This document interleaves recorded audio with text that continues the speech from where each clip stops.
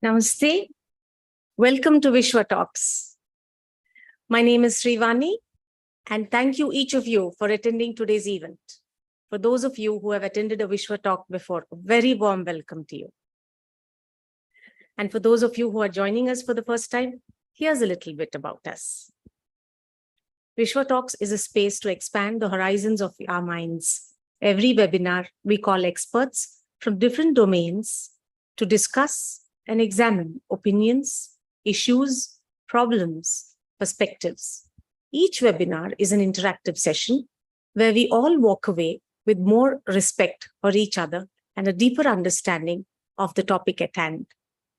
At a time when most media houses are biased and too busy promoting their own agendas, Vishwa wanted to come out with a webinar which would talk about subjects which are relevant to our day-to-day lifestyles, which would make a difference and elevate us, evolve us to be better human beings. And if you miss any session, please visit our website or our YouTube channel for a library of the past Vishwa Talks on very interesting topics. Today on Vishwa Talks, our speaker is Dr. Sharath Kumar Damuluri from Pema Wellness, Baypark Resort at Vizag. He will lead us through the sessions in just a few minutes. Dr. Sharath Kumar Damuluri is a naturopathic physician with more than 27 years of experience in clinicals, teaching, administration work, working in reputed naturopathy hospitals, naturopathy medical colleges, and wellness centers in India and abroad. Presently, he is serving as Chief Medical Officer at Pema Wellness Resorts Baypark, Visakhapatnam. Earlier, he worked at Jindal Nature Cure Institute, Bangalore, as Associate Professor of Natural Medicine and Senior Naturopathic Physician. He was a wellness consultant at Varia Natural Wellness, Chicago, USA. He has been passionately promoting naturopathy and wellness as a guest faculty at various corporate organizations, healthcare training institutions about health and stress management in India and abroad since many years. At a time when most of us, when we see the generations moving into Swiggy and Zomato and have cut down on the cooking at home, and there are hormonal changes because of the quality of the food that's happening, a lot of people are going through ailments, illnesses, discomfort in their day-to-day lifestyle with respect to their health issues. Naturopathy, which has come down from which is a part of India. Most of us, when we were young, we had grandmothers or mothers who would tell us, oh, you have cold, have a little tulsi. Oh, you have a cramp, do this. You have something else, you do that. So, but these grandmothers and mothers who used to tell us, even if they tell us today, most of us are living in apartments and we are unable to implement those little chitkas that our grandparents have taught us to make life easy. All we do is pop medicines here, pop medicines there, sometimes not even understanding the impact it's having on our health. That is why a special episode has been put especially for women's health. Before we get started, I would like to inform our audience that our speaker will be taking questions from you after our main talk. So please leave your questions in the chat or raise a hand, and we will allow you to ask your question in person.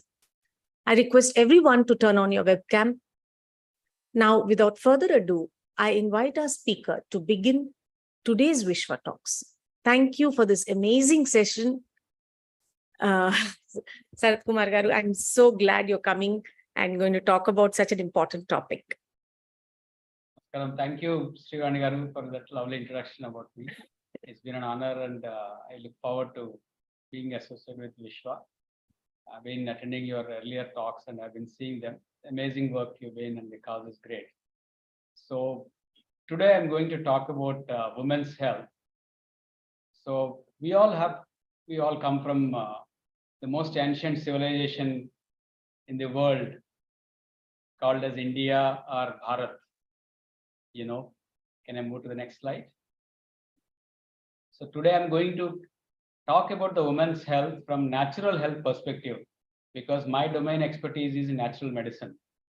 I would like to take you along a journey about women. So here I would like to quote a small quotation from Manusmriti and Vedas. Yatra naryastu pujyante ramante tatta devata. Where women are honored, there the gods are pleased. I think it's an understatement because women are so very important, so special. That's what I was saying.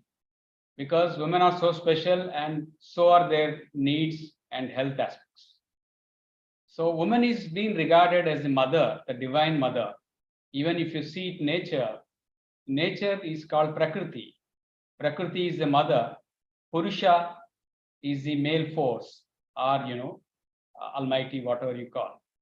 So even in most ancient energy medicine, acupuncture and so on and so forth, they have also said yin and yang are very important in your body. Yin represents again female force, yang represents the male force. So the male and female forces in unison and in equilibrium is health. I was just curiously looking at the computers, which is like most important part of our life. And today I'm able to reach out to all of you through this wonderful media of information technology and IT. Even I don't know whether you have thrown some light on. There is a component called the motherboard. Why not the fatherboard? So that's so very important about mother.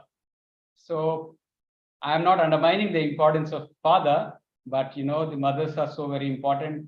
The woman as a mother and her journey right from a baby till, we call in medical parlance the care of womb to tomb.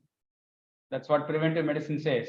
So naturopathic medicine is all about prevention, then preservation of health and curing the disease and all. So with that aspect, I would like to take you through a journey of women's health. Perhaps one session may not be sufficient, as we're discussing with the the founders and the creators of this platform. Maybe if required, I would have to do few more sessions to cover through the entire gamut of problems and everything. Can I have the next slide, please? So it's a journey of women from puberty till menopause. You might ask, only till menopause? No, beyond, of course. Before puberty till menopause and beyond. So there are various kinds of health issues women might face. You imagine a young girl when she is like, in the age of adolescence, as she's gradually turning into adult, what we call the age of puberty, what kind of an anxiety that young girl would go through.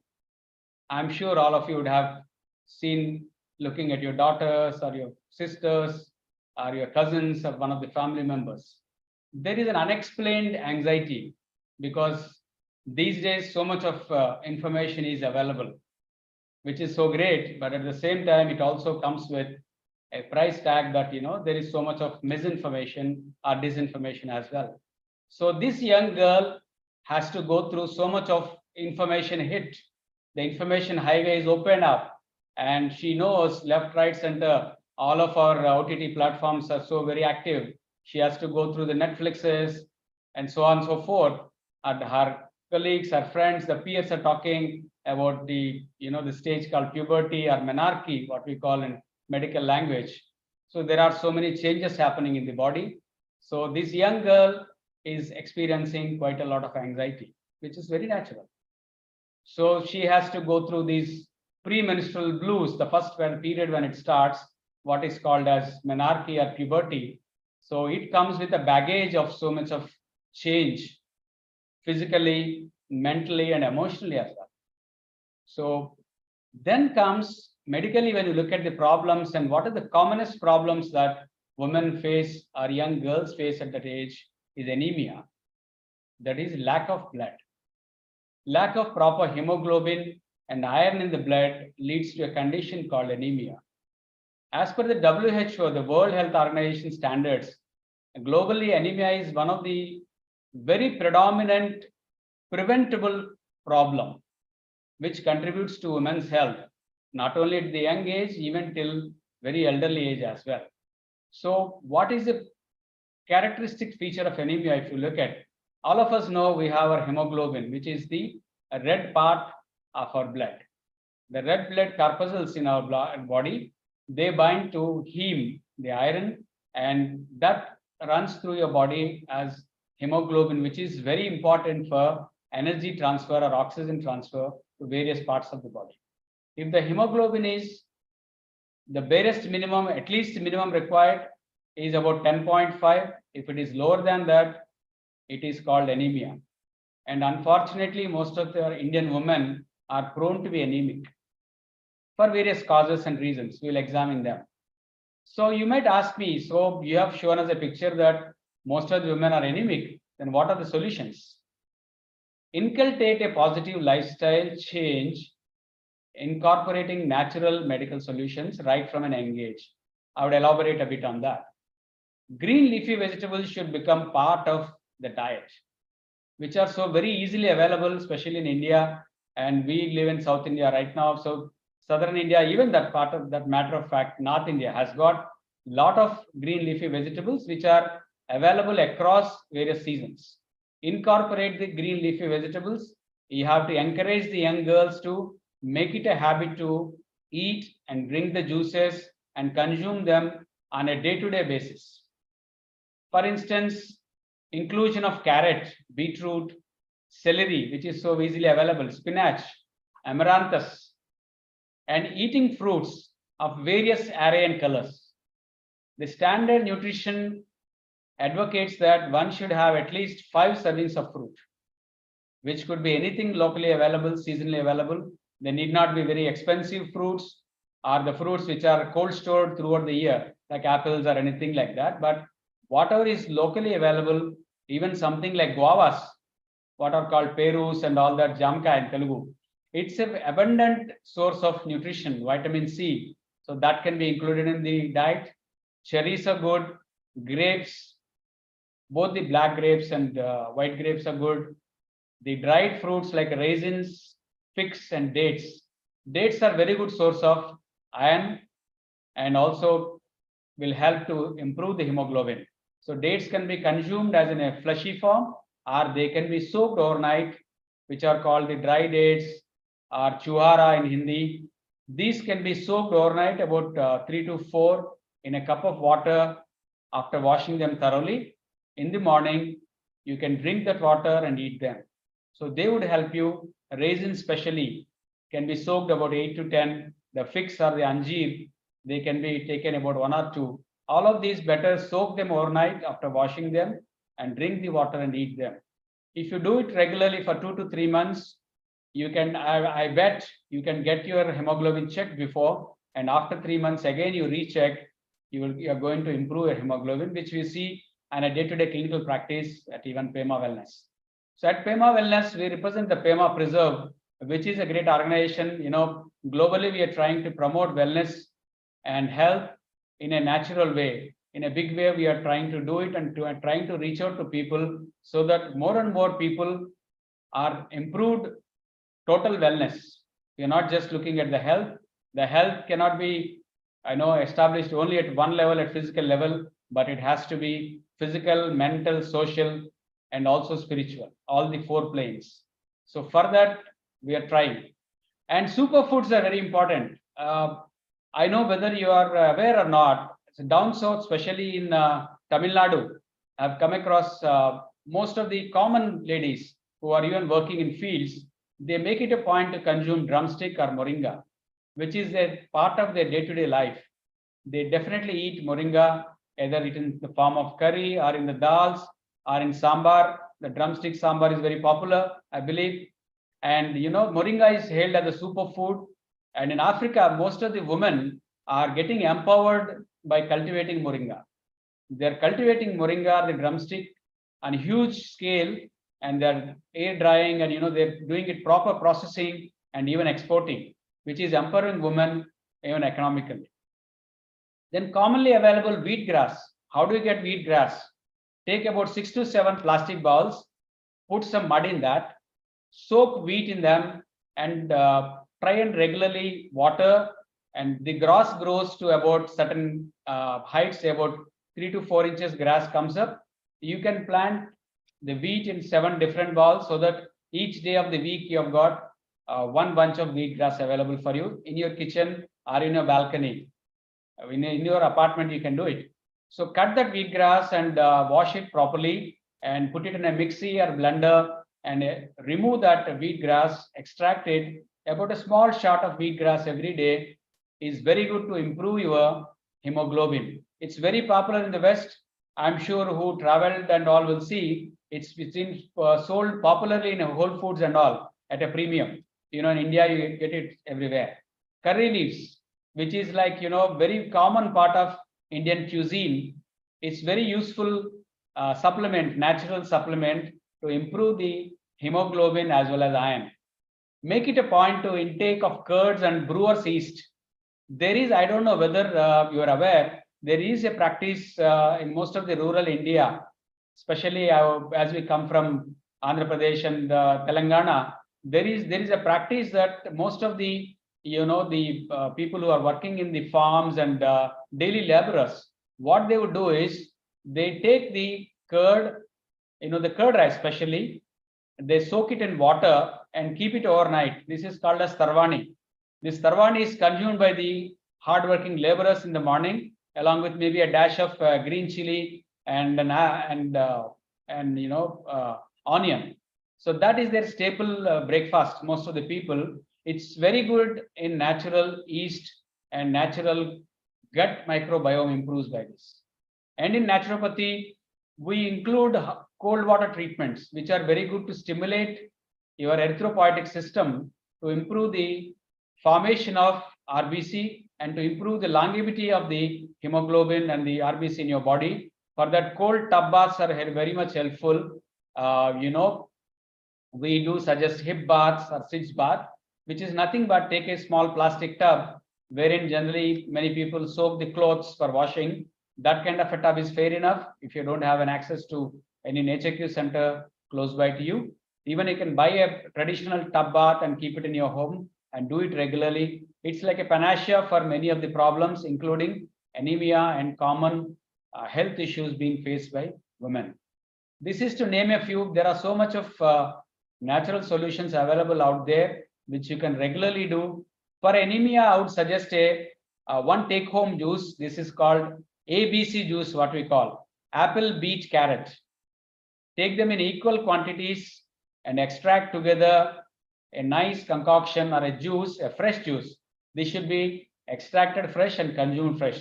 Please don't extract it and keep it in the freezer or fridge and consume 2-3 days. No, then that nutritive value won't be there. But extract them freshly and apple, beet, carrot juice, the ABC juice. You can extract the juice and drink it afresh first thing in the morning, preferably an empty stomach. The absorption will be really good. Your gut microbiome will act properly on it. Your intestines would absorb this readily available nutrition because carrot contains the beta carotenes, especially the carotenoids, the flavonoids will be there. Carrot, beetroot, and apple. All these three in a good combination would help to improve hemoglobin. Also, this is an anti-cancerous formulation. So do include this in your day-to-day life. Can I go for the next slide, please? Then comes malnutrition, which is very common. Malnutrition includes underweight or overweight. Unfortunately, India is still a very much developing country. We have poverty and ignorance, and these are all part of our lifestyle here. With the poverty comes most of the people who are asthenic or underweight children are common. What is underweight and what is overweight? If you look at the criteria as per the nutrition, we have something, a basic marker called BMI, body mass index. Body mass index is an indicator which indicates about your nutrition and health status. The normal BMI should be for anyone in between 18.5 to 24 or 24.5 maximum of kg by meter square. How you arrive at BMI or body mass index? Take your weight in kilograms divided by your height in meter square. You come at a figure or arrive at a denominator that is called BMI. If your BMI is below 18, you are called underweight. If you are more than 25, and more, you are called overweight. And 25 to 29 generally is considered as overweight. 29 and above is considered as obesity. This I am talking global standards. But when it comes to we, the special people, Indians, the overweight criteria starts right from 24 above, because most of the Indian people have got a lot of central obesity or pot belly. Most of the body is very thin. There is not much of muscle, but the fat which comes and sits on your stomach, which is more dangerous. So overweight is like an open visa, I would say, for many of the problems to be invited. Underweight again comes with a host of many problems which the underweight child or underweight woman can be prone for, especially the infections. In India, tuberculosis is very common. You'll be very surprised to see and quite affluent people and very well educated people coming up with a tuberculosis infection. It's nothing wrong in it, because we are living in such a kind of surroundings. We have beautiful homes, and right next to your home you might find litter of garbage. Well, it's again a social call. I'm sure Vishwa might be addressing it in one of the webinars, how to take care of our junk which is around us. So when there is a lot of filth around, or there is a lot of garbage around, you are prone for many kind of diseases, especially the infectious diseases could be like tuberculosis or malaria or dengue fever, things like that. So people who are underweight, they are generally prone for all kind of infections, because your body is not in a position to fight with the infection. The immunity is very low. So people who are underweight should take special care in eating a balanced diet. Optimal nutrition is very important. What is optimal nutrition? Including enough quantities of protein, carbohydrates, and fats and micronutrients is very important in shaping the health. All of us know your carbohydrates comes from the staple diet, like the rice you eat or the wheat or any form of that. This is the major part of your diet, which gives us energy. Then comes the protein, which are the building blocks of your body. A natural RDA says that every person, the recommended daily allowance as per the nutrition is, everyone should consume at least 1 gram of protein as per their body weight. For instance, if you are of 50 kilos of weight, you should consume 50 grams of protein every day in various forms. Then comes the fat, which is very important. Many people shun the fat, thinking that fat is really dangerous, but it is not. Especially women, I would want to advise, many people would like to go for that pencil thin figure. That may be, good to look at in a fashion show, but not in real life, because it comes with a lot of health problems. Fat, especially for women, is very important. Why I'm saying women? Because fat, most of our vitamins in our body and minerals work on the, in the fat media.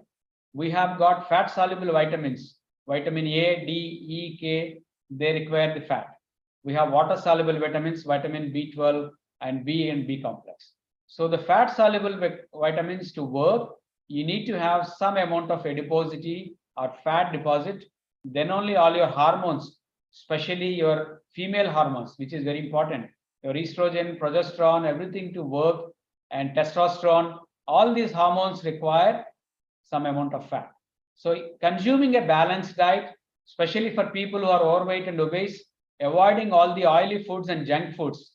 I need not name what is junk. Already in the prelude we have discussed, at the click of a mouse or click of your phone, you have got Swiggy's and Zomato's available for you. They may be great apps and great facilitators. In times of emergency, I would appreciate, but don't make it a habit to order. And if you start ordering without your knowledge, you will reach out for a pizza rather than reaching out for a glass of fresh juice or fruit. So these habits one has to inculcate right from the school. I'm sure most of the schools are working towards this, and from the school age, children should be encouraged to know about the importance of natural, healthy, traditional food that is available. Traditional food habits are the best for anyone if you want to enjoy your health. So avoiding all this junk is very important, and comes to the movement. These days, most of the people are only moving their fingers or maybe the mind, not the whole body. Isn't it very unfortunate situation? We have evolved from hunter-gatherers to what we are today. That is the evolution of human being, the Homo sapiens. Homo sapiens has evolved as a nomad who was gathering, he was roaming around different places, as we call Banjaras in our Indian parlance. Our human being was a Banjara who was roaming from place to place as nomads who doesn't know anything. They have gathered here the food and ate it, then went to the next place and ate it. Then we were moving so much. Then came the farming, then that kind of put in brakes to our movement. And then people started settling down, colonizing, and settling down mostly at the river front. There they have built houses and started doing the farming, which is good so that you have staple food, but at the cost of lack of physical exercise. So make it a point to adopt movement into your lifestyle. Every half an hour to 1 hour, even if you are a desk worker, you're an executive, whatever, if you have to take meetings, please don't mind, don't hesitate to you stand and speak. Or you can let your colleagues be in the same room, or you can promote standing meetings, or impromptu meetings of 10-15 minutes, rather than sitting at a chair or sitting at a board and just listening to people. So physical exercise is very, very important, because it is the saying is that sitting is next to very dangerous habit. Then incorporate into your lifestyle our ancient most important tradition of India, yoga. India has given yoga to the world. Recently, we have celebrated on the June 21st, the International Yoga Day. So the epitome of yoga is unison, or the word yoga indicates unison, the unity of the individual soul with the ultimate soul at the spiritual level. At a physiological level, equanimity or balance is very important in everything. To bring in that equilibrium, yoga helps. Simple breathing is very important. Whenever you are stressed or you are just sitting, because anxiety is part of all these problems, all you need to do is drink a glass of water and do take few deep breaths. I give a mantra, 20 deep breaths.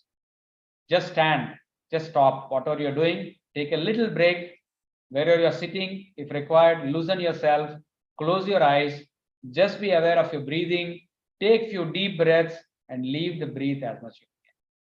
So this will bring in a positive change, bring more oxygen into your tissues, gives direct oxygen to the brain, which will help. Most importantly, being aware of your plate, what we say and preach here in Pema. Portion control. See, portion control is very important. What happens generally, you might be eating a good food or right food. If you're not eating right food in right quantities, that is again not correct. Portion control is very, very important. If required, you can keep a big plate, but serve small. So in the big plate, it looks nice. Whenever especially you are going for a buffet, make it very important, be very watchful. You make a buddy group if required. The other person will watch you, you will watch the other person. I'm not going to indulge, you are also not indulging. See, what I'm saying is that most of the time we are doing good. We are eating right food, but you are not educated or aware of how much portion is consumed.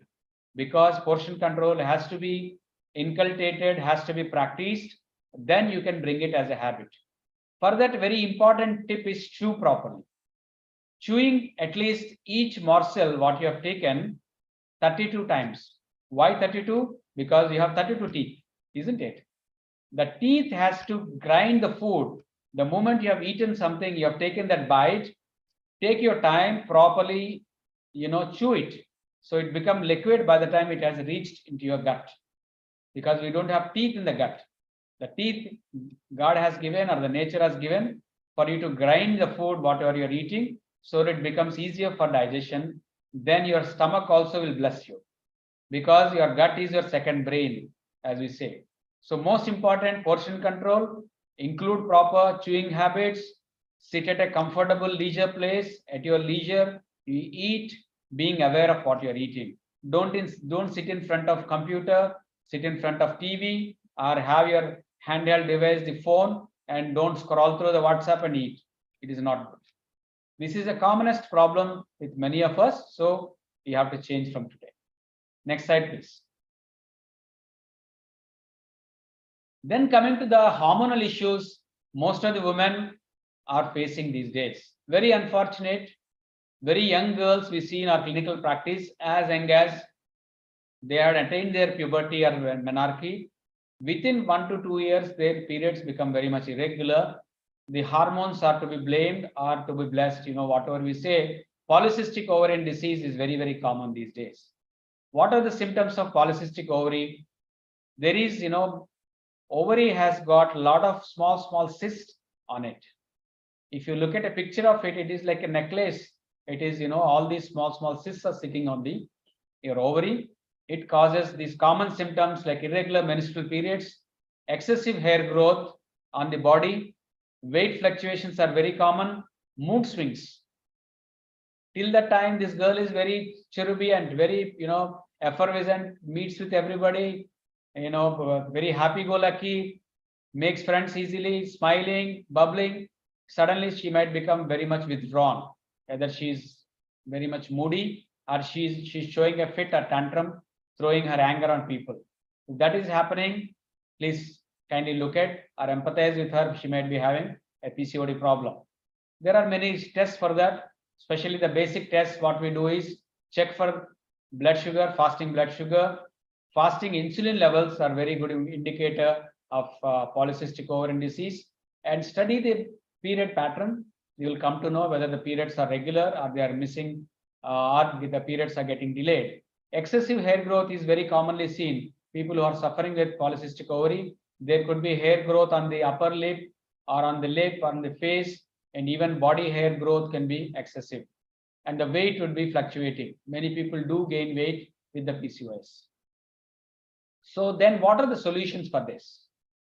Again, coming back to the food, avoiding the highly refined foods and carbohydrates like white products, white rice, white potatoes, pastas, muffins, noodles, French fries, margarine, sugary drinks, pastries, etc. And the inflammatory foods such as red processed meat, like all your common McDonald's and things like that. Then you might ask me a question, what doc, you want to become us all yogis? You are coming from naturopathy and yoga, you advocate only those things.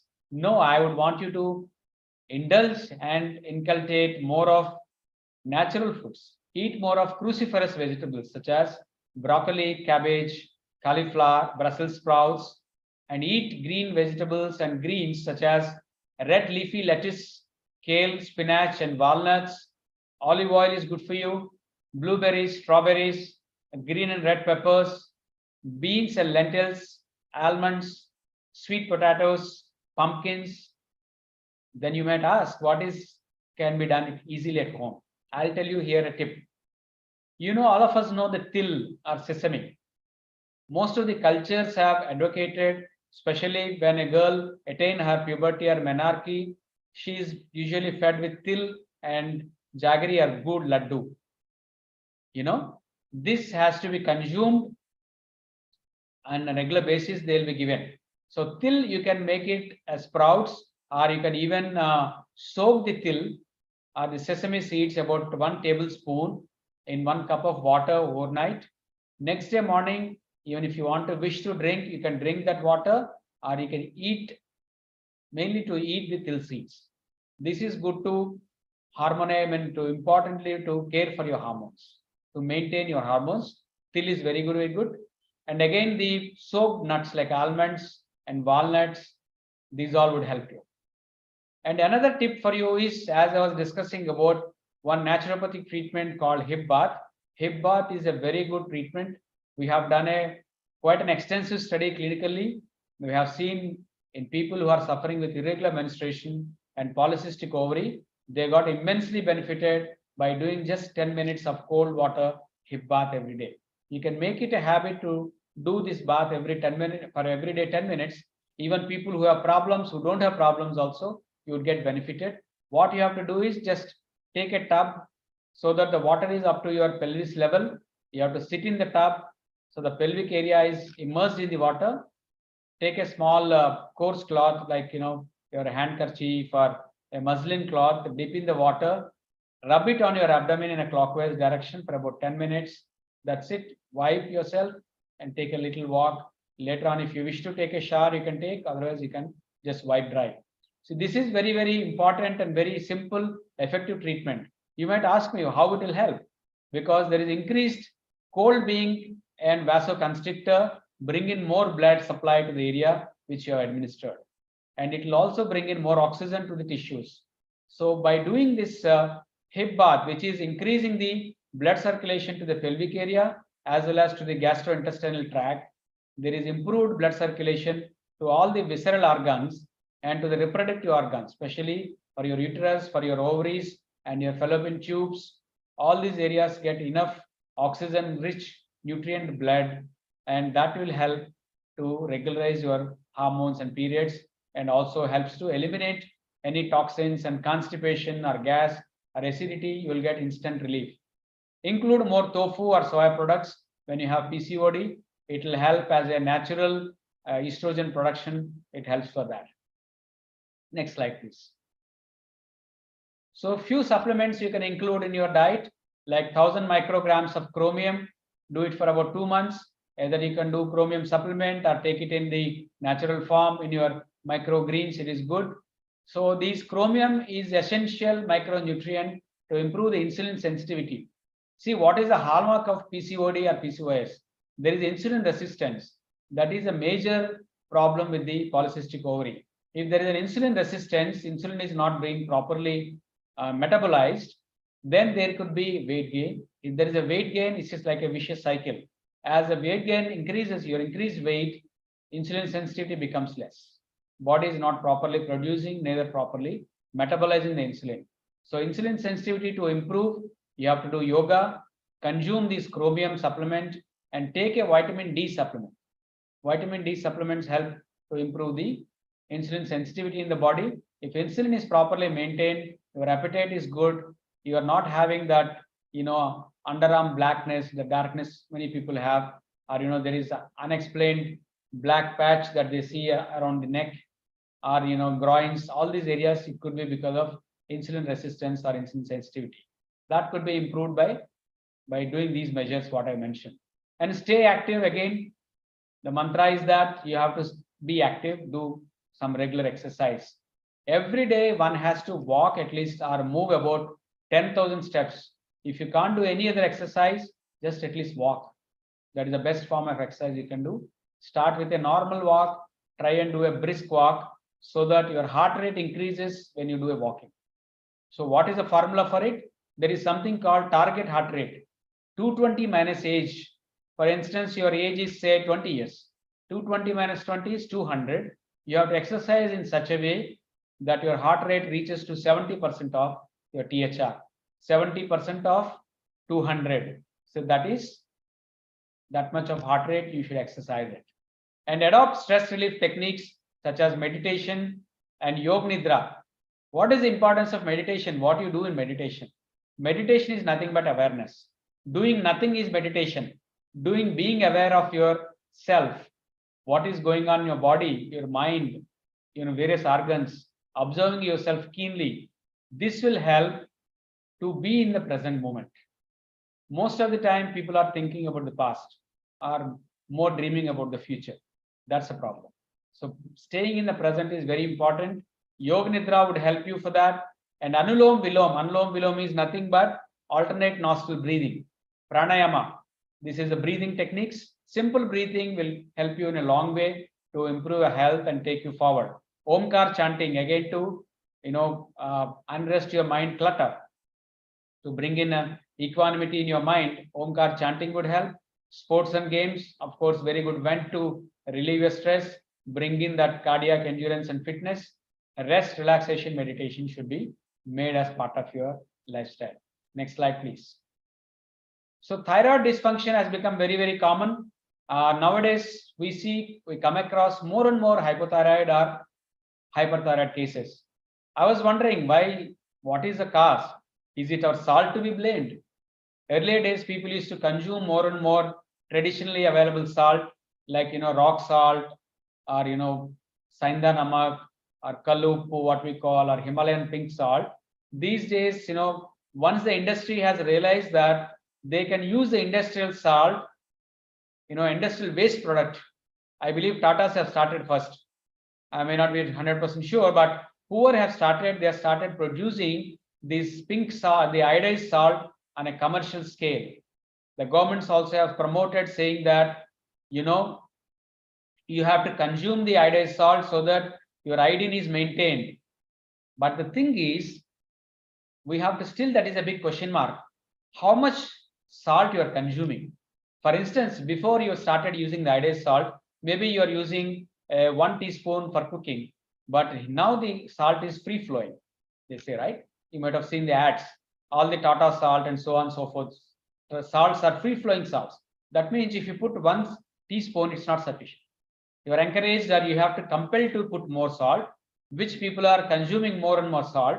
And lot of junk food have increased, all these pizzas, burgers, so on and so forth. There is unseen salt in them. All these preservatives contain salt. So there is a lot of salt consumption, which has made people to encounter the thyroid dysfunction. Thyroid is an important gland which is situated in your throat, which is the master gland for metabolism. If thyroid is functioning, you are good. Otherwise, everything is problem. The symptoms for thyroid dysfunction could be lethargy. The person will not be having enough energy. Even the day comes to say afternoon, still he feels lethargic, he wants to sleep. Fluctuations in weight is very common. Weight gain, sudden weight gain is seen. Constipation, heat sensitivity. Everyone in the room might be feeling comfortable, say at 24 degree of air con, but this woman or this man who's suffering with thyroid will find it very cold. Water retention is very, very common. These are all few things to name. So what are the solutions? Reduce common salt. I would recommend to use Himalayan pink salt or traditional salt, which is available for you locally, and reduce the cruciferous vegetables, which are you consume in day to day, because these might be iatrogenic as per a research, or they might encounter and interfere with the thyroid medication that people are taking. The foods like cabbage, cauliflower, broccoli, and soya fruits may be restricted or minimized. And do include throat packs. This is again a small treatment I'll tell for you. People who are having thyroid dysfunction or who want to improve their metabolism, take a small cloth, dip it in cold water, squeeze it, put it around your neck and drape it around your neck. Over that, put a dry cloth. Over that, take your muffler and tie it. Okay, this is a very simple treatment, but if you do it consistently, any time of the day you can do it, no problem. Sit in a place, reading book or watching TV, whatever, or lying down, you can just tie the throat pack for about half an hour every day, if required twice also. This will help to improve the blood circulation to the thyroid gland, so bringing about proper thyroid metabolism. There are certain yogic exercises which are helpful to improve the thyroid function, like Vipreet Karani and all, under the guidance of a good yoga teacher or yoga physician. You can learn them. Pranayama, there are certain practices like Brahmari and Ujjayi breathing. So there are many things which can be done naturally by taking care. And kelp is a good seaweed which is also useful for thyroid. So these are few tips that I can give you about thyroid. It's a very big topic. There are so many problems in it. My next slide, please. Yeah, I come to a new disease that these days we encounter. What is that disease? Worry disease. Worrying for every small things. Especially I've seen in the clinical practice, especially women, once they have reached a certain stage in life, say about the age of 40 plus and all, they are, settled, blessed in the life with children, they are financially settled, they have got good family to take care, and they become the master carer of the home and all that. They silently creep in a disease called worry disease. Worrying for every small thing. What, doctor, what is this worry disease? See, for a worrying about every small thing will make your life miserable. Generally, why worry comes? Either you're thinking so much and too much about your past, or you're presuming more about your future. Then the worry comes. Worrying unnecessarily would put you at risk for many of the psychosomatic problems like hypertension, heart disease, anxiety, acidity, to name a few. There are so many. So generally, why worry comes? Either thinking too much about past. Your past is a mystery. Your future I mean, your past is already a history, your future is a mystery. The present is a beautiful present that you have in your hand. So don't worry is my, good suggestion for you. I would like to share a small joke. In this life, there are only two things to worry about. Either you'll be rich or poor. If you are rich, there is nothing to worry about. But if you are poor, there are only two things to worry. Either you'll be healthy or sick. If you are healthy, there is nothing to worry about. But if you are sick, there are two things to worry about. Either you will live or you will die. If you live, there is nothing to worry about. If you die, there are only two things to worry. You will either go to heaven or to hell. If you go to heaven, there will be nothing to worry about. If you go to hell, you are so damn busy shaking hands with all your friends, you won't have time to worry. So why worry? So avoid worry, hurry, and curry in life. That means unnecessary worrying about every small thing, hurrying about everything. Curry, meeting, that means eating a very high spicy food. So with this, can I move to next like this? I would like to conclude my session here. Thank you very much. I think the time I have been given, I think I'm within that stipulated time. And if there are any questions, anything, I'm more than happy to answer. Before we move on to our question and answer session, I would now like to request the audience to take a 30 seconds to answer a poll for us. The purpose of this poll is to help us understand you a little better, so we can better curate the topics that we bring to you. You can also let us know in the chat box how you found out about WishwaTalks. If you are a WishwaTalks subscriber, heard about it through friends and family, or found out about the event on social media.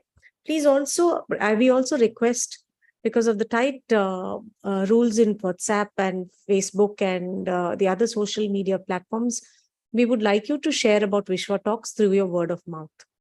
I would like to express my gratitude to everybody who has joined today with their presence and making this webinar a success. I extend my gratitude to our respected speaker, Dr. Sharath Kumar Damuluri, for taking time to grace this event. I'd like to talk a little bit about Vishwa. Vishwa is an online platform for everyday change makers and social champions. It's a crowdfunding platform and a crowdsourcing platform that is aimed at helping anyone find the support they need in their efforts to fulfill dreams for themselves and for others, and in the process, make the world a better place. In addition to thought-provoking talks such as the one hosted today, we also want to extend the curiosity for exploration to our young ones as well. We've started WishwaTalks Youth and Junior to facilitate learnings and important conversations to the bright minds of the new generation. Subscribe to our, if you know any schools, please ask the schools to subscribe themselves and the children to WishwaTalks Junior today. Vishwa Materials. Imagine living in an economy where sharing is truly caring, and whatever you don't need, whether it be books, electronics, furniture, could easily be listed and picked up by members of the community. Vishwa Materials is a crowdsourcing platform designed to distribute materials to our local communities. All you have to do is list your unused materials, and Vishwa will organize to get them distributed. You will be grateful to declutter your home of things you no longer need, as well as give them to someone else who needs them. The idea is that nothing goes waste and there is something for everyone. It's a crowdsourcing platform for local communities. This Ugadi and the previous Diwali, we had done the drive. We were able to collect a significant amount of donations and help those in need. We were thrilled to announce that Vishwa was able to collect truckloads of material, and we had distributed among the local Hyderabad slums. There are around 150 slums in Hyderabad. We were able to distribute in 3 to 4 slums. And surprisingly, most of the slums have children who are doing their graduation. And some of them had come to us and said, our whole year's requirement of clothes has been taken care of. Thank you so much. Young kids were pleased to see the toys that have been donated to them. Then we would like to talk a little bit about the fundraisers and success stories. It warms our heart that here at Vishwa, to see real impact that our platform is creating in the world. Srujana, cerebral palsy, a young student, she has cerebral palsy and she was dragging herself to school walking 11 kilometers. And somebody anonymously donated, and we were able to buy an electric tricycle, which helped her now to commute to school. Her fundraiser goal was met in just 15 days with the help of Vishwa's crowdfunding platform. Like Srujana, there are many others who need your help. Since some of you have been regular visitors to WishwaTalks and you know the genuinity of the platform, we request you to share about the fundraising platform with friends and family of yours to ensure that more people who are genuine get supported. We also do the Anadhanam campaign. With this campaign, we've been donating to attendants near hospitals. What we have noticed is some of our hospitals have people coming from far, from Assam, from Madhya Pradesh, from tribal areas, for a loved family member, for a heart operation or whatever little money they have. Even if it is 5 rupees, they do not spend on their own food. They'd rather use it for medical expenses, and they go through a lot of stress.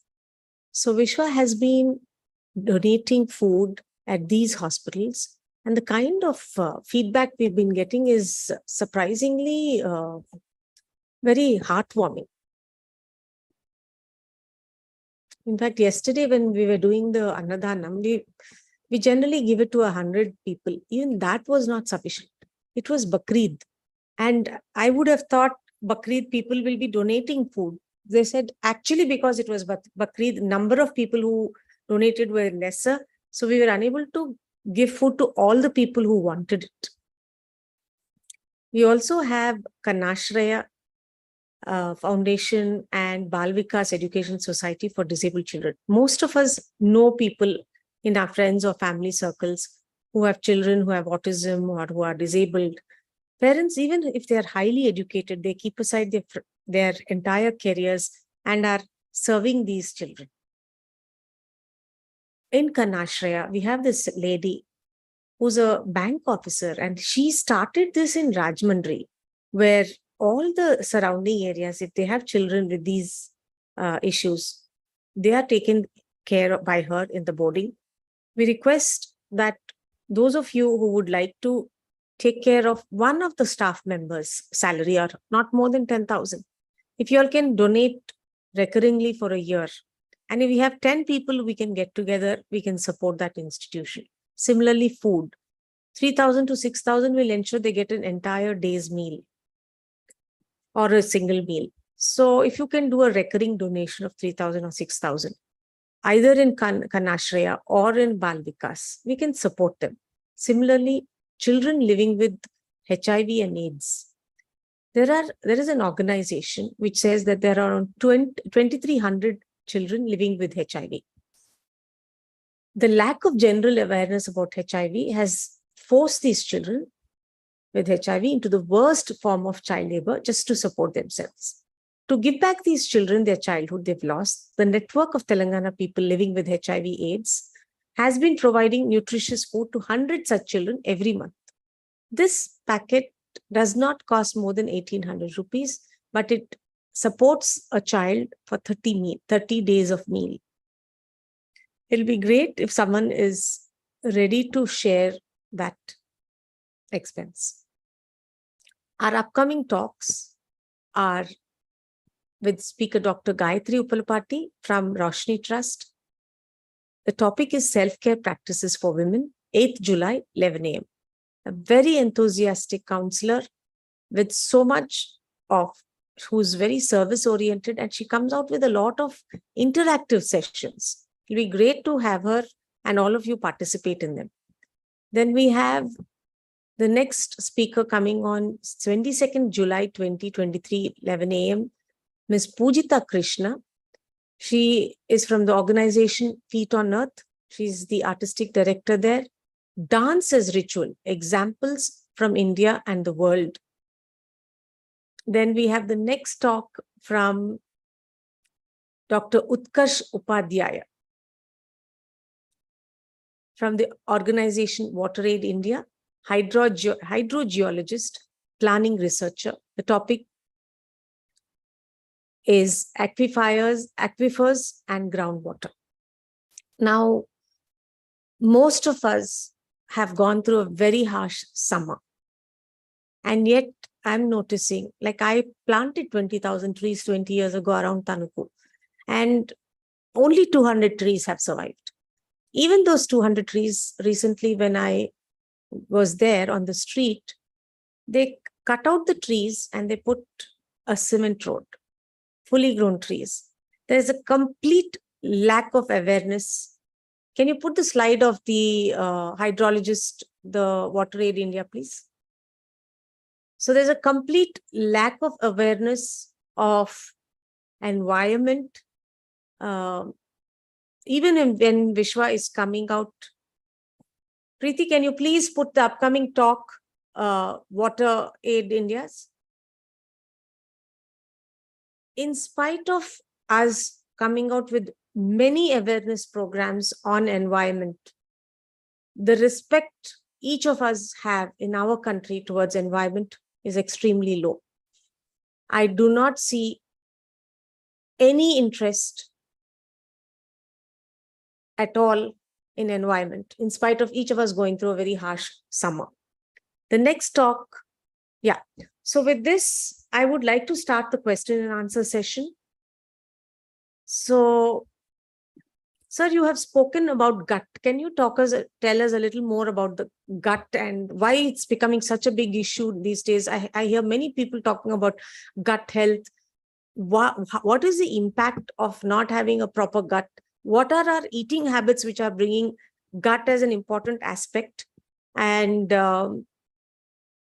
what do we need to do about it? It's a very important, pertinent topic about gut health. Your gut is considered as your second brain in your body. Most of people won't realize that your intestines or your gut is so very important for you, because in our body, I was studying and I was reading an article, we are more bugs than the cells, they say. That means in every human body is colonized by certain, kind of microbiota. It's called as gut microbiota. Each person's gut is unique. Even your fingerprints, generally they don't match, but they might match, but your gut microbiome is very important and very special organ in your body. What happens is, because of these days eating habits, especially eating more junk, all these artificial and preserved foods, and many people do avoid even milk products, saying that they are not happy. We have been told that, and many people think it's a fashion also to give up the milk products. They're saying that, yeah, we are lactose intolerant. They may not be lactose intolerant actually, but your traditional food habits says that, especially when you're living in a country, temperate country like India, tropical country, you have to consume buttermilk and curds, which is very important to improve your gut health. Okay, it is understood if somebody is really lactose intolerant, they cannot really have any milk products, that's fine. But people who have normal eating habits should make it a habit to eat at least a cup of curd or yogurt every day and drink 1 or 2 glasses of buttermilk. This is acting as a prebiotic food or probiotic food. These probiotics are very important to improve your gut health. Once your gut is good, your gut bacteria are working properly, the gut microbiome, what we call. If the gut microbiome is proper, whatever you are eating, it is properly assimilated, properly absorbed by the body, and also eliminated from the system. In this, especially the mothers, most of the women has to go through a cesarean section. The children who are born by natural birth versus cesarean section, if you see, their gut microbiome is entirely different. Because the gut microbiome passes from mother to child, from the womb, it crosses through the placenta and also the birth canal, and it comes into the young child. That is the reason people who are born by a natural delivery have proper natural immunity compared with C-section deliveries. So gut is so very important. If somebody is maintaining the food habits and taking care of that, then half of your problems can be eliminated. Even gut microbiome plays an important role in your chronic diseases like diabetes. Diabetes can be controlled if you have a proper gut. Of course, all the digestive issues like hyperacidity, constipation, gases, flatulence, water retention or bloating, all these can be handled if your gut is happy. If you have to say in a single word, if your gut is happy, you are happy. So what other, you suggested to have buttermilk and curd. What other foods would you advise us, and what timing of the day would you advise us to improve the gut? Yeah, this is very pertinent that because to improve the gut health, you should start it more early the day, because early morning it's good if you can consume, because the later part of the day, most of the people may not be able to tolerate the milk products. So make it a habit to have a glass of buttermilk along with your breakfast or juice, water. I mean, what are the fruits you are eating or breakfast you are having? You should have buttermilk, a glass of buttermilk. Along with your lunch, you should have a cup of curds. And people who are lactose intolerant, you might ask me the question, how would they improve on their gut health? Even they can be benefited by having the fermented foods like sauerkraut you have, or I was giving an example of tarwani, that kind of food, the soaked curd rice with soaked rice overnight, or even ganji for that matter, just the rice gruel. These are very traditional food habits, but has got a lot of impact on the health. So those things can be consumed, or if not possible, then direct supplements are also available. Lactobacillus supplements you have, those can be consumed, but those is for only emergency, not on a day-to-day basis. Eat more natural fruits, because the fruits will improve your gut health. Fruits contains the pectins and all, which is not readily digested by your intestine. That helps the body to improve the gut microbiome. Would you advise us to take vegetable juice first thing in the morning to improve the gut health? Yes, it would help. That is the reason I was suggesting the ABC juice, apple, beet, carrot juice, because this even people who are suffering with allergies also can consume comfortably. And generally they are available. We have apples generally available now throughout the year, and carrots and beets are also there. You can take that. If not possible, you can even take general vegetable juice. 2 or 3 vegetables or even single vegetable juice you can consume first thing in the morning. That improves the gut health. Which vegetables would you advise? I would advise one can take celery juice, or fresh carrot. Carrot and parsley is good combination. Even carrot parsley can be had, or one can have even the dudi, or what we call the bottle gourd juice, or ash gourd is very good. Ash gourd, which is available throughout the year, what we call in Telugu as Buddu Gumadakai, and in the North India it is called as Peta or Kumda. Kumda is available throughout the year. Usually it is put in front of your houses, as a sign of prosperity, whatever. For even pujas, people use that. That is a natural alkali juice. See, it is important that your gut becomes more alkaline, your blood is alkaline, then your gut functions better. You have to avoid the acidic foods like coffee. We see there is a question from Preeti. Should we stop consuming chicken, fish, and eggs also? Well, that is your personal call. I don't take it. I don't say it like a blanket ban or whatever. It is one's own personal choice whether you want to be vegetarian or non-vegetarian. But if you want to be non-vegetarian also, be more aware. Have a informed and wise decision in eating non-vegetarian.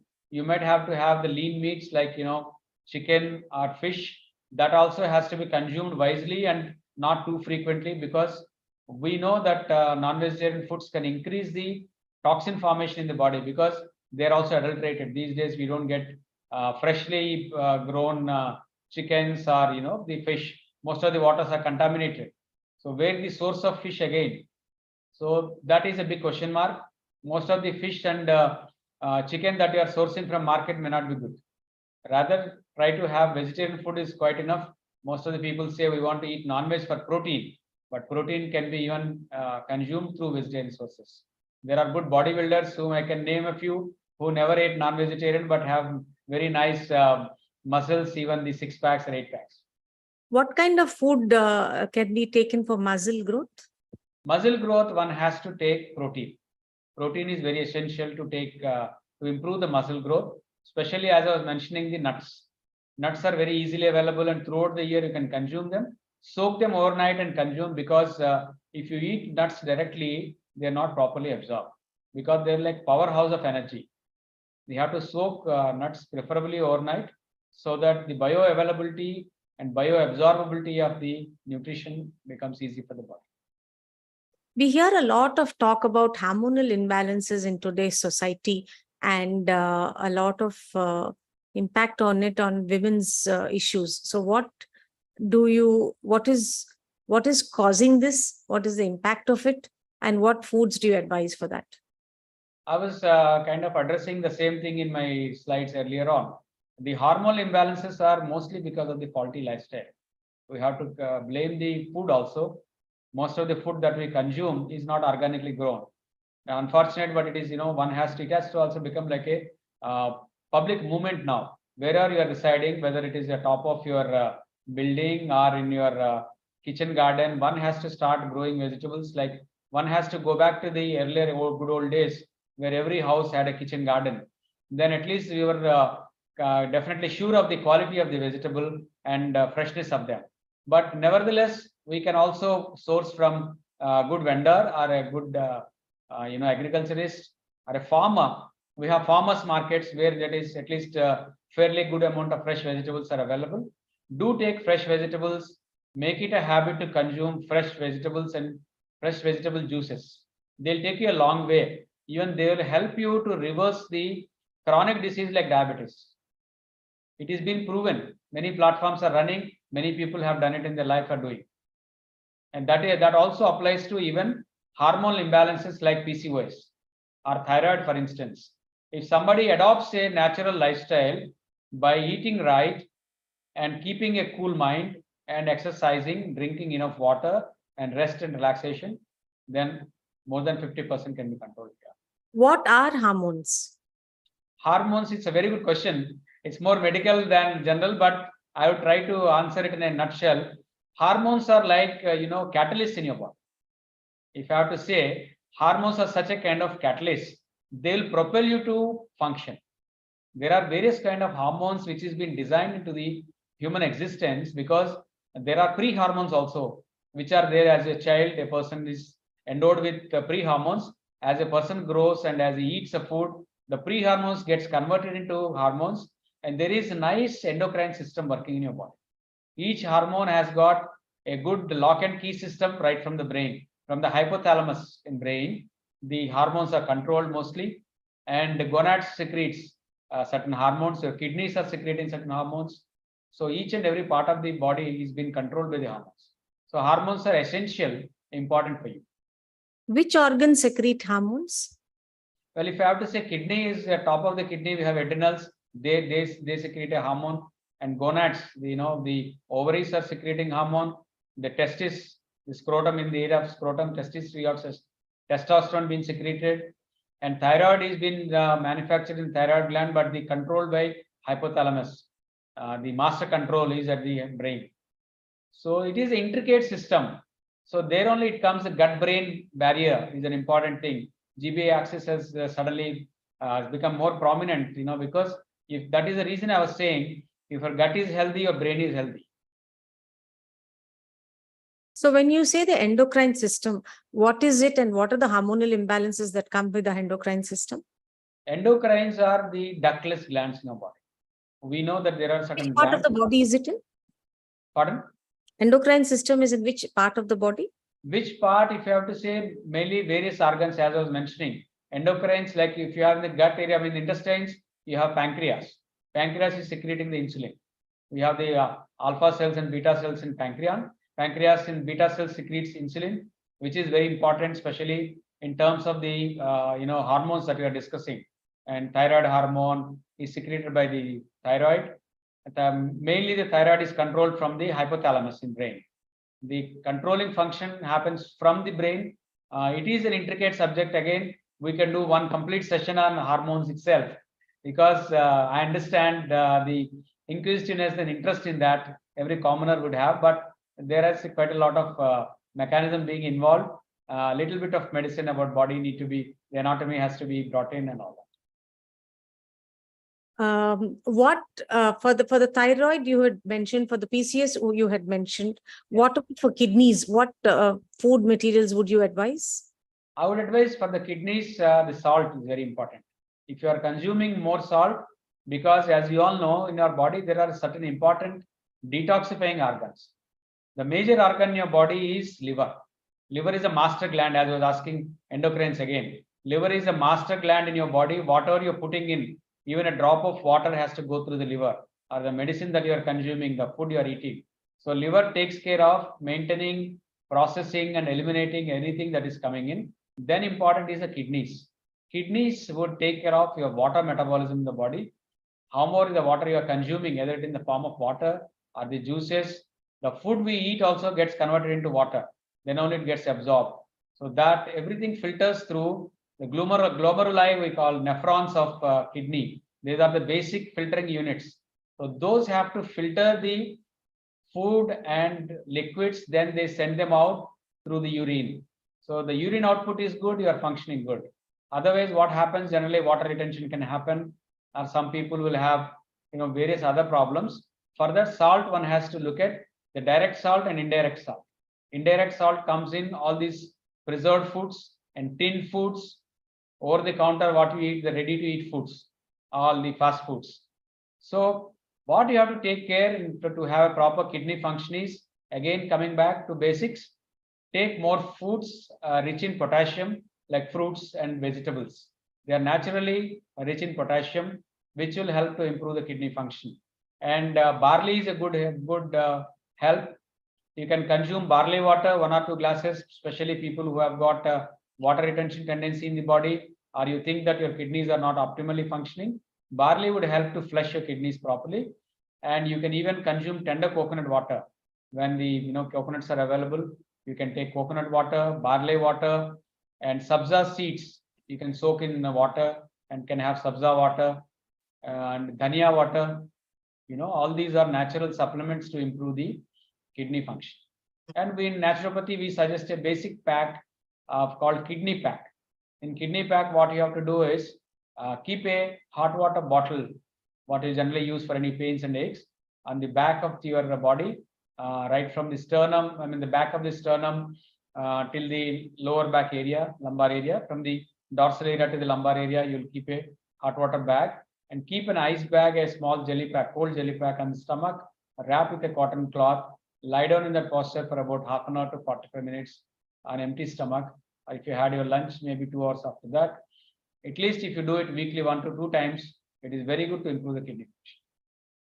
What about castor oil packs? What do you have to say on that? What is the impact of it? Castor oil packs are very for good. women, what is it impact? Yeah, for women especially, most of the women suffer with water retention and flatulence. For them, the castor oil pack is very good. It helps to remove the constipation, which is mother of all the problems. Constipation is removed, proper bowel movement is facilitated, the gas and acidity will be made neutralized normally by doing a castor oil pack. It's very simple pack again. Take some castor oil, good quality cold pressed castor oil, preheat it a little bit, make it a little warm, and massage it on your stomach. Anybody can do it. For you, your mother can do, vice versa. You just massage over the abdomen in a clockwise direction, not like a hard massage. Gently rub it on the stomach, and then you take a hot water bottle and keep it on your stomach for some time. Then you can wrap it up with a kind of a plastic cloth so that the water is retained. You keep this hot water bottle on it and wrap it a pack. So all these you can experience once, so it's easier for you to do them. Castor oil pack is very good for people who think that they have bloating and flatulence and constipation and suffering with acidity. At least weekly 1 or 2 times. It's a good gut reset. You said hormonal imbalances also happen near ovaries and the scrotum. What would you advise for that? What kind of food? What kind of any other chitkas like this that you suggested? Yeah, for that, especially for women, I want to give a small chitka. We call it as wet girdle pack. Very simple to do. It's good for men as well as women, especially if you are looking at improving the reproductive health. So what you need to do is you wear first a wet innerwear. Okay, make your innerwear wet. and drain it of water, make so that it is wet. Or that you have to wear a dry innerwear and keep both of them on for about 1 hour. Either you could do an empty stomach sometime in the morning if you have time, or once you get back to home at the end of the day before you retire, do it for 1 hour and remove it. This would improve the pelvic circulation. The circulation to your ovaries would be improved, your uterus, your fallopian tubes. Not only that, there is improved blood circulation to your gut also. So this helps especially for women who has hormonal imbalances, who are suffering with irregular periods or polycystic ovary or any kind of premenstrual tension, PMS, menopausal phase, premenopausal phase. It's a very good aid. It is really helpful. One can do that. And for men, especially who has any scrotum pain, hydrocele, or who has prostate hypertrophy, it is very common in men after the age of 50. These days we see after the age of 40 only. So this prostatic hypertrophy can be improved by doing this wet girdle pack. How many times a week would you suggest we should do it? We should do every day if possible. There is no harm. Then what about for the pancreas? What do you suggest? For pancreas, as you learned the kidney pack, you just have to reverse. This is called GH pack, gastrohepatic pack. Where in gastrohepatic pack, there is a hot water bottle on the stomach or abdomen area. There is a ice pack or jelly pack on the back. Again, you wrap with a cold cloth. This is very good to improve the pancreatic circulation. And in yoga, we have something called Agnisar Kriya. Agnisar Kriya is you have to inhale and exhale, and you have to move your belly. It's called the bellows breathing, and you have to move, flap the abdomen. Under the guidance, you can learn from any yoga instructor. Very easy to learn, but very effective to improve the pancreatic function. Good for digestion. So that's good. And cold baths again, cold hip bath. What is this yoga thing that you suggest? Can you repeat the name? I would repeat it as Agnisar Kriya or Udyan Bandh. Udyan Bandh. Yeah, Udyan Bandh. In yoga, we have 3 basic bandhas called Mooladhar Bandh, Mool Bandh, Udyan Bandh, and Jalandhar Bandh. The Moola Bandha is anal contraction, anal lock. Udyan Bandha is your intestinal lock or the abdominal lock. Jalandhar Bandha is just tucking in your chin like that. So each one has its own significance. Okay. What about the hypothalamus? You'll be talking about the hypothalamus. How do we support it? What are the chitkas to help that? Chitkas is to be more relaxed. First thing, because stress is one thing which is like a master killer for any age of people, right? From young children till elderly people, everyone is going through stress for no reason, for reason and no reason. So once you start doing some deep breathing and being aware and relaxed, do at least 10 to 15 minutes of any chanting. Either it could be Om chanting or any sound like what we say, just uttering one syllable or monosyllable, anything which will stimulate your brain. Especially the brain goes into an alpha mode. Alpha mode is when you are doing deep meditation, the brain produces the alpha waves. Alpha waves, they will take you into deep relaxative state. That state is good for even improving hypothalamic function, so that your hormones are properly produced and maintained. And of course, weight gain and weight loss also. Prashant, I see you have a question. Would you like to? Yes, ma'am. Yes, ma'am. Thank you. Hello, sir. Hello. Sir, so I know that you come from a background where, you're a chief medical officer at a wellness resort. There are these lot of new therapies that are going viral on social media, like ice bath and mud bath therapy. Are there any therapies or exercises that women were undergoing, like during the menstruation period, they should stay away from certain exercises or therapies per se? Yeah, it's a very good question. I would appreciate this, Krishant, because we face it on a day-to-day basis in our daily clinical practice also. People do want to come. They have booked for a stay at a retreat and they have come. Fortunately or unfortunately, they end up with having the menstrual periods. See, menstruation for any woman, right from the menarche till menopause, is like a natural reset button created by the nature. Like you do refresh your computer. Why do you refresh? Refresh is needed so that the process is being made properly and run properly. Similarly, the menstrual periods are nature's blessing for women so that women take a break. But these days, many so-called women empowerment advocates say that women can do anything and everything during the periods. which is not correct, I would believe personally, because there is a lot of hormonal changes happening in the body. The uterus is shedding the old layers, and the ovaries, there is the menstruation process is going on. Why is that? Because the body is getting geared up ready for a season to get, fertile. So in this situation, if you do more of any hot treatments or vigorous massages or vigorous exercises, they would work detrimental for them. Rather than helping, they will work the other way around. So try to make it more simple. The days of 3 days or 5 days, you take a break from very hectic, strenuous exercises. Take it easy. You can walk or stroll through, or you can just sit and do simple breathing. That's okay, but not any complicated breathing where there is deep breathing involved, very fast, rapid breathing involved, or anything that can increase the menstrual flow and can give problems. Especially, any treatments like what I was mentioning earlier on, girdle pack is okay, it doesn't really cause any problem, or just a cold cloth, a cold towel on the abdomen is fine, hot water bag fermentation is fine. But don't indulge in treatments like steam, sauna, getting into swimming pool. Many people does it thinking that it is good for them. It's not correct. Thank you for the answers. Of late, a lot of young kids are having their periods by the time they are 8 years and 9 years. What is the reason for this? And I've heard children who've been having periods for almost a month or even more until there has been some kind of intervention by the doctors. What can you suggest about that? I would like to suggest here the first thing is awareness and education, which is primarily important. That a girl child has to be educated at home by mother or father with the family, and at the school by the teachers, so that they are aware what is going to happen, first thing. And second thing is that most unfortunately the food that we consume these days, milk, most of the milk that you get in market, except few sources where you have organic milk, all these milk are hormone. The cows or buffaloes are being given hormonal injections.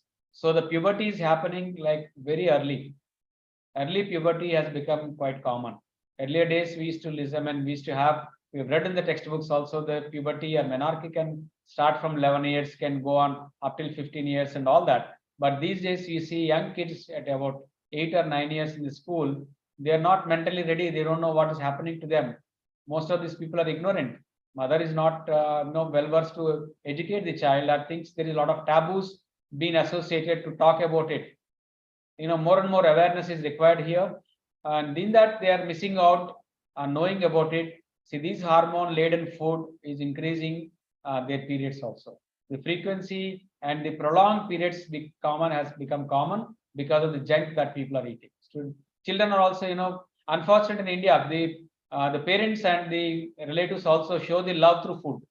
They think, offering a pizza, offering a burger, or, a ham dog, whatever, or a KFC to the child you're showing love, but you're not loving your child, rather you are, harming your child. Kindly understand this. Make a habit to offer a good fruit juice, or make them eat fruit, what is available seasonally, and make them exercise. Take them for outing as much possible, outdoor activity, and discourage the family meal in front of the TV. So if in spite of, because of this lack of awareness, if a child happens to be continuously bleeding for a year, what do you advise? I would advise in that case, definitely, maybe first one gynecological examination is needed, definitely, because we never know is there any structural abnormality because of the child is having the problem. Otherwise, the natural process, what I've mentioned, would definitely help. Embracing a natural diet, especially eating and including, along with the regular meal, one meal of fruits, sprouts, especially sprouted moong, which is very easy to do. Anybody and everybody can do it. It is not expensive also. Just take some green gram or the moong and soak them overnight. Take out from the water, and tie them in a small cloth, cotton cloth. Put a little weight so that by the next day you have a nicely sprouted sprouts are ready for the moong. By the process of sprouting, vitamin C in moong will increase by 600%. So sprouts are very good to improve the hormones, naturally available hormones. There is natural insulin being produced by the sprouting, it is helpful.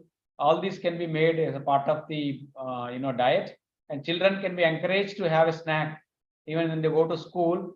Rather than taking a snack box of some biscuits or anything else, they can be given some soaked nuts or sprouts. It also has to become like a way of life. It's not that easy. I totally understand. They are children. They don't like you to be fed on them, but it has to be adopted by the whole family. Then they'll do it. We have a question. Please, Mr. Om Prakash sir, please get. Yeah. Hi, good afternoon. Good afternoon. It's really awesome. I joined very late, but I believe every day I do swimming. And I walk 4 kilometers in KBR Park. I don't believe in medicine. I don't believe in the sense less medicine. I consume, suppose if the doctor mention 10 days, 5 days, but I take for 2 days. So in 2 days, most of the time I recovered. Small infection or like a cough and other small problem. So is it advice? What is your suggestion? Shall we take the entire course, or we need to take 10 days medicine, 2-3 days is enough? Just your experience, your suggestion. Yes, sir, Om Prakash. Actually, naturopathy, in our basic philosophy, we say don't just jump to a medicine. Most of the common problems, as you mentioned, if it is like a regular fever, maybe cold and cough, no need of even consuming a medicine or taking a medicine. But if some medicines are prescribed by a doctor, especially they are given like a course, antibiotic, for instance. Antibiotic, it has to be taken for 5 days or 7 days. You have to do that course. If you leave it after second day, mostly by second day or third day, you feel that you have improved. The change is there in the body. You feel almost you are 100% okay. But don't discontinue that. Next time, what happens is that same medicine won't work for you. You have to go for higher grade. That's a major problem. So your importance lies in choosing a proper doctor. First, you have chosen a good doctor. Stick to the doctor. Believe in the wisdom of the doctor. You can always, argue. You can always discuss. But once the prescription is done, you have to follow. Don't self-medicate, sir.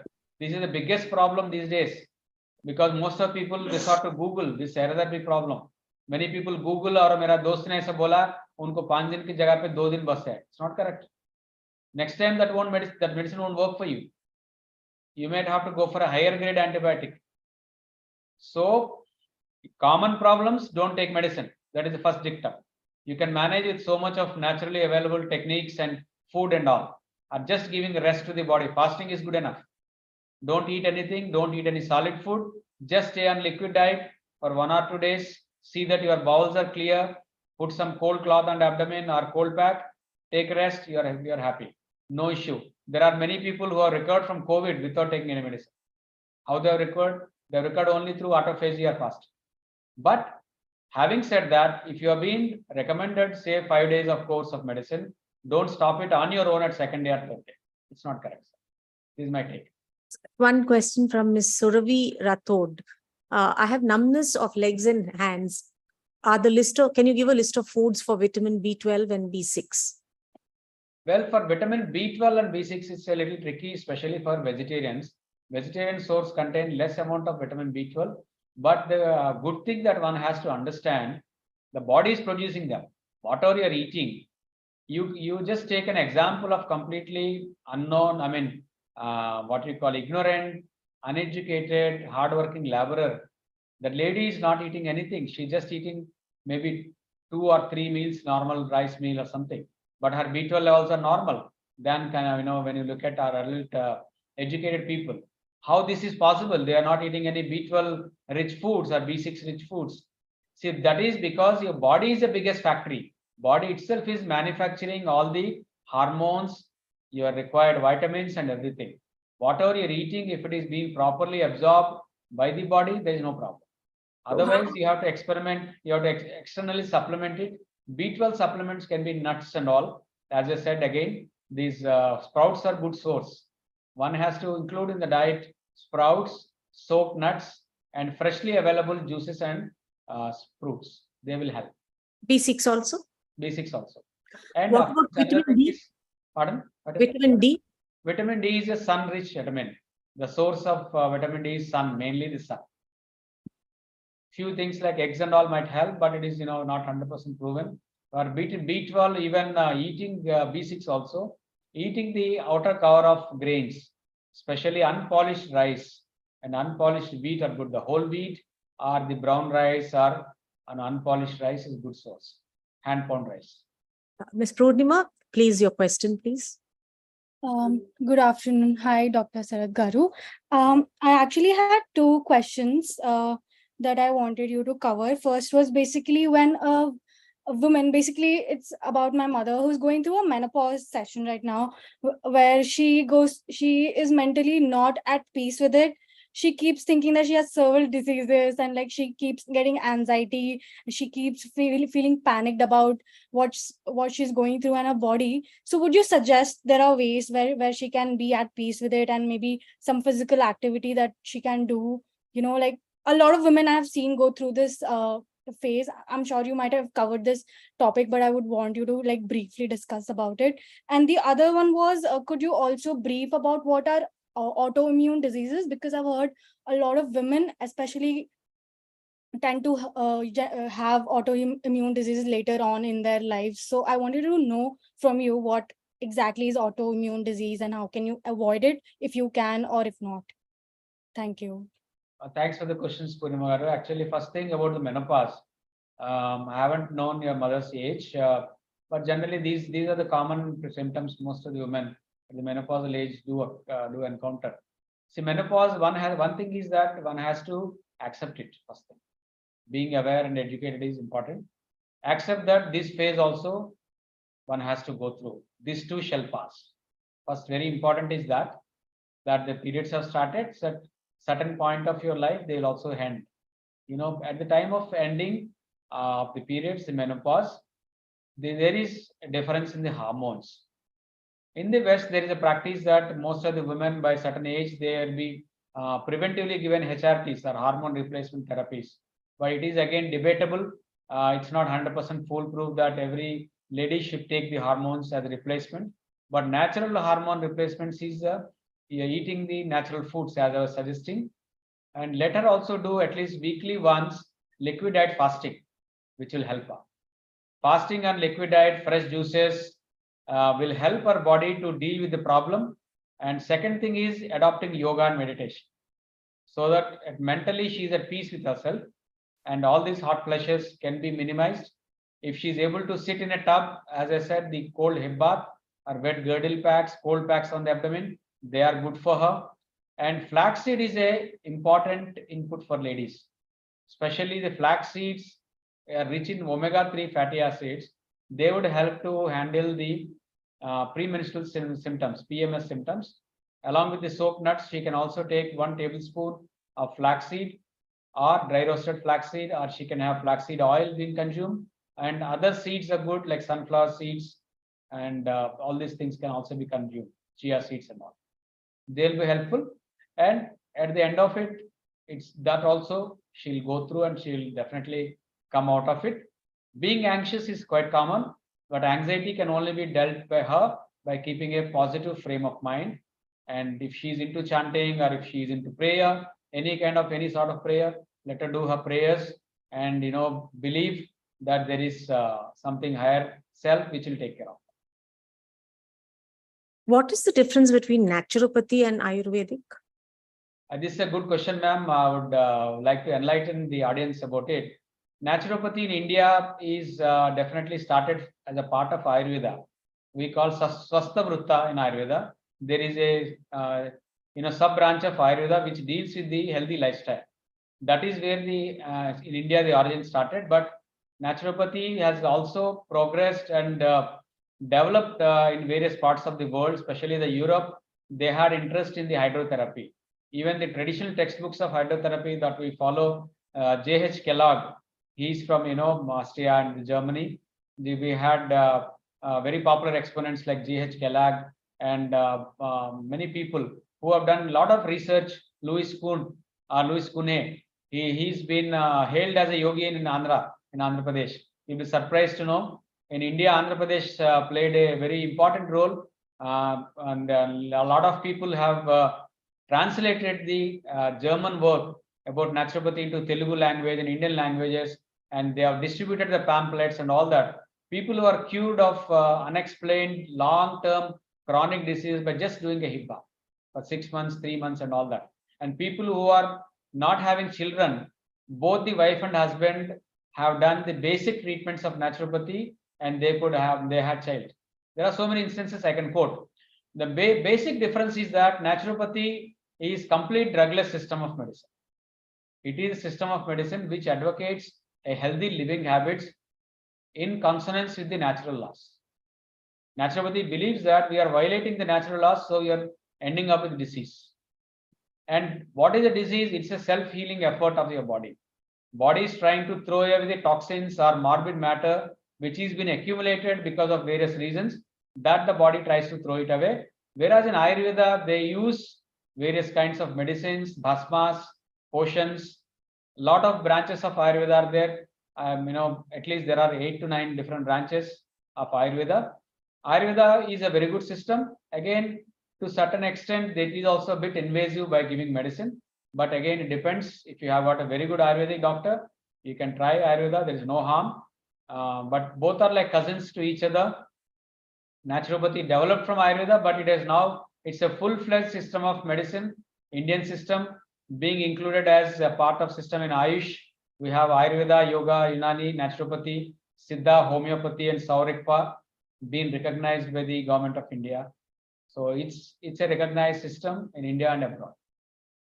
Is naturopathy more preventive and Ayurvedic more a curing medicine?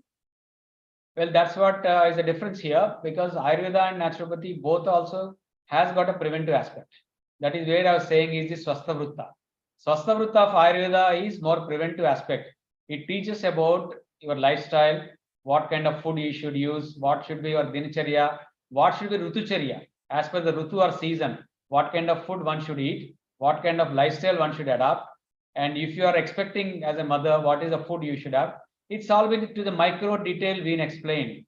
But unfortunate is that this is lost science now in India. We are trying to revive and resuscitate the sciences now. So that is Ayurveda. And then in Ayurveda, you also have got Ayurvedic medicines, the materia medica of Ayurveda, which is dependent on Tridosha theory. You have got 3 humors in the body, Vata, Pitta, and Kapha. If there is imbalance in Vata, Pitta, Kapha, you might end up with a disease, and do balancing of them is a treatment. And Ayurveda also have got Panchakarma, or the process of cleaning the body internally, which we do in naturopathy in a different way. We have got enemas, colonics, and in yoga we have Shank Prakshalan and Yogic Kriyas. Whereas naturopathy believes the food as a medicine. The difference in Ayurveda and naturopathy is whatever you are eating is your food. Your food shall be thy medicine, and thy medicine is your food. That's what even Hippocrates said. So food plays an important role in naturopathy. Your lifestyle plays an important role. Water, air, earth, the Panchabhutas, what we call the 5 great elements, which are available around you, those are utilized in treatment of naturopathy. It is completely non-invasive and non-habit forming and smooth and easy on anybody. So any people of any age group can adopt naturopathy. But Ayurvedic medicine, again, every pill has got an ill. This is a dictum, what many people would not like to advocate and acknowledge. If the Ayurvedic medicine is not being taken properly, as is suggested by doctor, without proper dietary restriction and all that, it may not act, or it might give you ill effects also. Are there naturopathic educational institutions in the country? Yeah, we have got, I can proudly say that Hyderabad was the starting point of formalized naturopathic education in India. This was started by Nature Cure Hospital way back in 1949 because of the great human effort of our super gurus, Dr. B. Venkatrao and Dr. Vijayalakshmi couple, who were educated and trained by Yogiraj Krishnamraju Garu from Bhimavaram. Vegiraju Krishnamraju was the starting point. He has run a Prakriti Ashrama in Bhimavaram, where this couple from Veeravasram went there, they got trained. Then they came to Hyderabad and started from a scratch, nothing but an enema can in hand. And they started the naturopathic education and hospital, Nature Cure Hospital, which is still functioning in Hyderabad. If you have an opportunity, please do go to Amirpet. It is functioning under Telangana State Yogajana Parishad. After the state bifurcation, it is called as TSYP. Earlier, it was called Andhra Pradesh Yogajana Parishad. It used to be the only education where people from all over India and neighboring countries used to come to do the medical graduation in naturopathy. Then I am also proud to say that I belong to the first batch of graduation in naturopathy when it is being launched by N.T. Ramarao Garu when he was the CM. He has launched the Andhra Pradesh Yogajana Parishad and upgraded a diploma course into BNYS, Bachelors of Naturopathy and Yogic Sciences, a 5.5 years medical degree. Now we have got more than 50 colleges all over India offering BNYS graduation program, and there is also post-graduation and PhD now, and naturopathy is developing, and it is developing more like a new age science now, evidence-based. You have any problem, definitely, if you are looking for non-pharmacological approach, then you should look for naturopathy and yoga. So I think there is one last question. Just let me check. Yeah. From Ms. Bhagyashri, this is the last question. How to treat PCOS? Is there any chance to cure PCOS completely, and how to regularize the periods monthly? That is one question. Second, also tell what lifestyle we should take with food, yoga, diet, or etc. Great, ma'am. Actually, in nutshell, you asked the whole talk what I did today. You can definitely go through the recording. Definitely, I'm sure our Vishwa team will share with you. I was addressing the same thing. PCOS can definitely be cured. We have seen many young women who are suffering with PCOS. I have seen a personal experience practicing at a clinic, at my very simple, humble clinic. I have treated a young girl with PCOS. She has come back to me with a sweet box saying, "Doctor, my PCOS is cured. I am conceived. I have got a baby boy." So there are so many cases like this. Only thing is a little bit of discipline is required in terms of the diet and lifestyle, especially being regular with exercise and eating natural foods and not being anxious and stressful.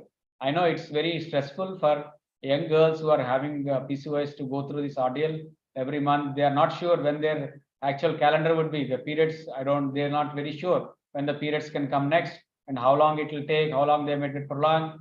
They will be, not being involved in the social functions, so on and so forth. But it is purely a lifestyle related disorder, metabolic disorder. It can be cured by following a proper lifestyle in terms of eating right diet, having right positive thinking and exercise, and of course drinking water. Water, a lot of people say have 2 liters, 4 liters. What is your advice? My advice is 8 to 10 glasses of water. This is like 2 liters to 3 liters. A day. Sometimes, yeah, a day. 2 liters barest minimum required, and max maybe 3 liters. Some people do indulge in 8 liters, 10 liters, but it is definitely, you're putting a lot of strain on your kidneys, which is not good. Anything in excess is not good. There is this sloka in Sanskrit says, Ati Sarvatra Varjayet. That means doing excess is a big disease. Don't do anything excess.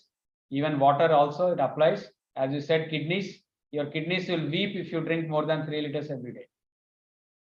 There's one question, one more last question from Ms. Leila. This changing season, what can be done? We see people falling sick during season change. Please address. Thank you. It's a very pertinent question. I would appreciate the question because this is very much changing season. As I was saying, again, the Ritu Charya, the like Dincharya. In this season, when you have the summer is weaning off and the monsoons are setting in, you are prone for more viral infections, especially upper respiratory infections are quite common. If you have a steamer at home, I'm sure you might be having post, the courtesy COVID. Everyone has got a steamer at home.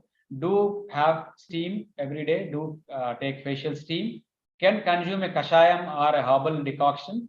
Put in some tulsi, little bit of ginger, grind few peppers and put in that. Boil them together, filter and add a little bit of honey or jaggery as per your taste. And people who are diabetics can avoid that honey or jaggery and consume this kada. And if possible, can go on a liquid diet. Don't eat anything until unless this, this seasonal variation problem is settled. 1 or 2 days staying on liquid diet would also help. And stay home and indoor. Don't really, go out and work or take a break from the work if it is required. What is the reason whenever there's a season change, children fall sick or people fall sick? This is a natural autoimmune immune reaction. Some lady was asking me about Purnimaji, I think, about autoimmunity. Autoimmunity is a big topic to get into. We have our immune system in the body. Our immunity plays its role whether you ask it or you don't ask it. Whenever there is a change in the season, there are a lot of germs around, or a lot of bacteria or viruses are circulating in the atmosphere. Body is kind of trying to readjust to change in the season. We are trying to mimic the season by having the air cons and all that. But how about the body internal cells? Each cell is circulating with energy. That energy has to be circulated. All your new cells has to be formed. Old cells has to be, you have to get rid of them. This process of metabolism requires sometimes a physiological break that comes in the form of a fever or maybe a cold. Okay, thank you so much. We had a huge question and answer session. Very kind of you to be generous enough to share and patiently answer to all of them. And thank you to all the participants for patiently participating even in the question and answer session. Thank you once and all to all. Thank you so much for patient listening. Thank you. Thank you. Thank you, sir. Thank you, ma'am.